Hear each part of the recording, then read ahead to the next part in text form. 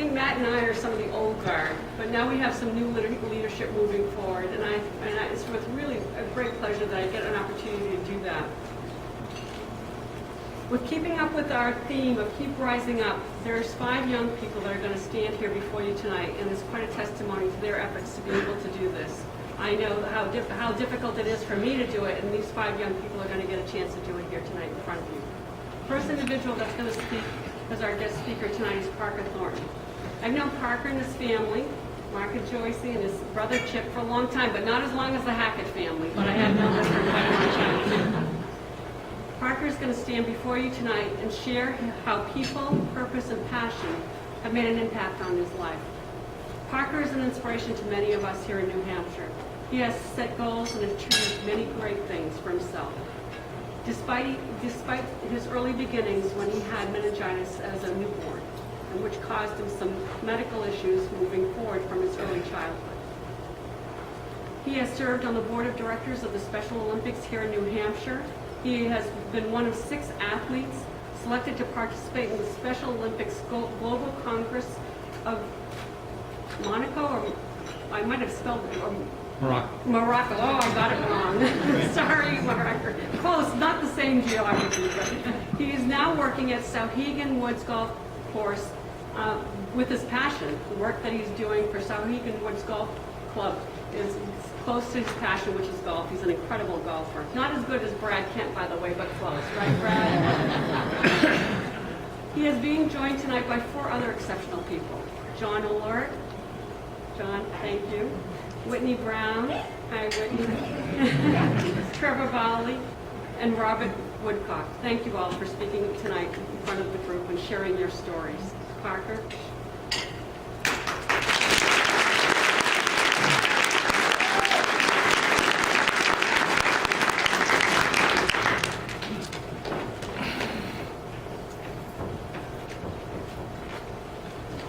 I didn't mess up your stuff here.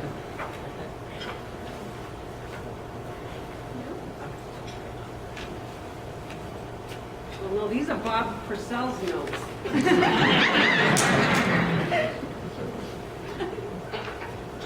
have yours? Okay. I appreciate it. Yeah. Thank you.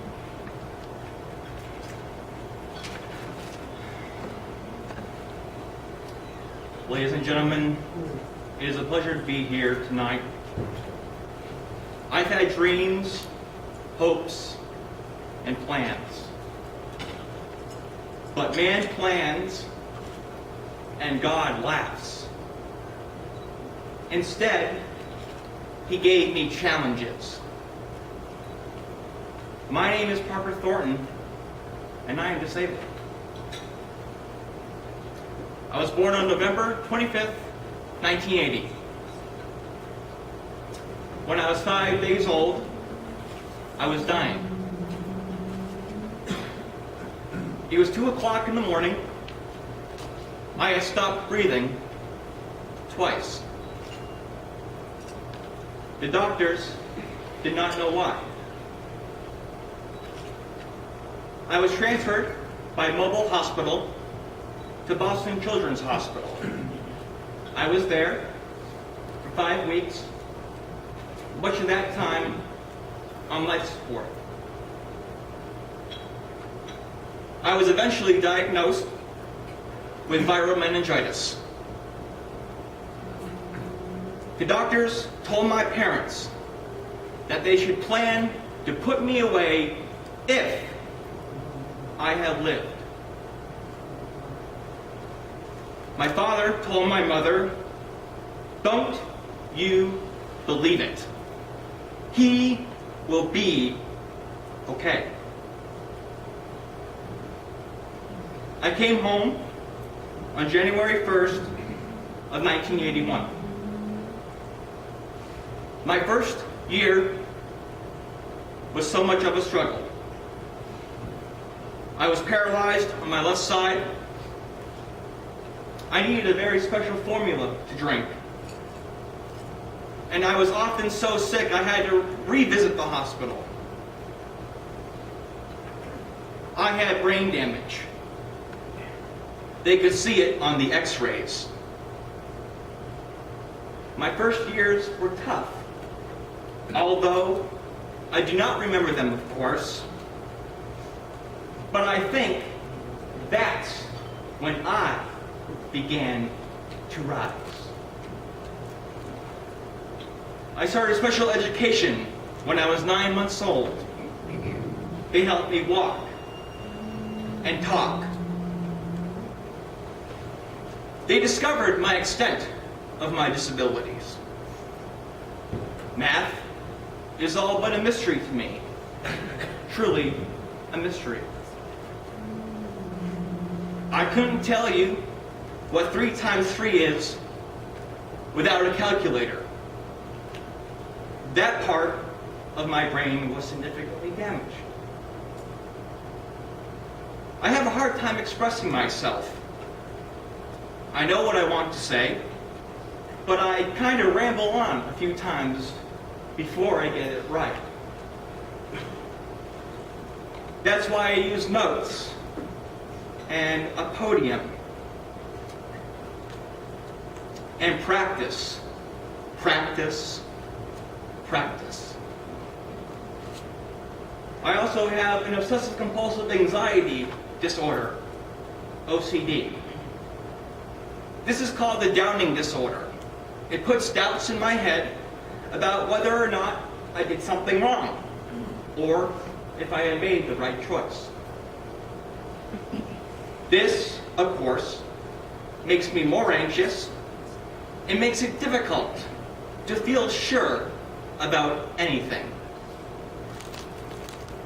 I could have been overwhelmed by my disabilities, but I chose to rise. I could have been overwhelmed by my mother's lung cancer, but I chose to rise.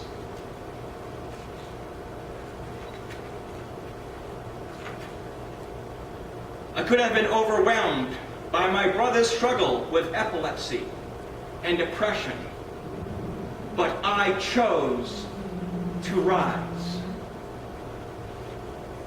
Ladies and gentlemen, despite my disability, anxiety, and challenges in my life, still I rise. I do not allow my personal problems, and I'll repeat that, I do not allow my personal problems to be an excuse, because each problem has a solution. The solution lies first within me. It lies in my faith in God and the belief that He has a beautiful plan for me. It lies in the strength of the support of my loving family and caring community. It lies in the willingness of others to remove their stereotypes of people with disabilities. I chose to rise. I am committed to improving my life and not giving in to the easy way out. I believe in hard work, doing the best I can, and looking to do more than expected.